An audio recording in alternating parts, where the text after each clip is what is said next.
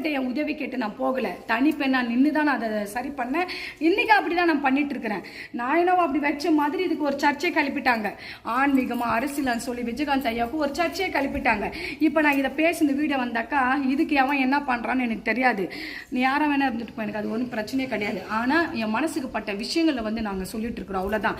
கடவுளை இழிவுபடுத்தும் விதமாக யார் என்ன பண்ணாலும் சரி, இந்த ஆன்மீகத்தில் இருக்கவங்க நம்ம ஒன்று சேர்ந்து இனி ஒருத்தன் பேசுறானா பேச விடக்கூடாது. அந்த தப்பை உணர்ந்து இந்த சமூக வலைத்தளங்களை மன்னிப்பு கேட்குற அளவுக்கு நீங்கள் கொண்டு வரலாம். ஒவ்வொருத்தர் நினைச்சா பண்ணலாம். எங்களுக்கெல்லாம் எந்த பலமும் கிடையாது. பண பலம் கிடையாது, பட பலம் கிடையாது, யாருமே கிடையாது. நான் எந்திரிச்சாலும், நான் உக்காந்தாலும், நான் அழுதாலும், நான் சிரிச்சாலும், என் வழி என் கையை பிடிச்சி என் கரங்களை கூப்பி நான் நினைச்சு அழுதாலும் என் காட்டாகர அம்மன் தாய் விட்டு எனக்கு யாருமே கிடையாது. என் காட்டார் அம்மன் தாய் விட்டு எனக்கு யாருமே கிடையாது. அதனால நிறைய பேர் பலம் இருக்கும், அரசியல் பலம் இருக்கும், பட பலம் இருக்கும். பண்ணுங்க. நம்ம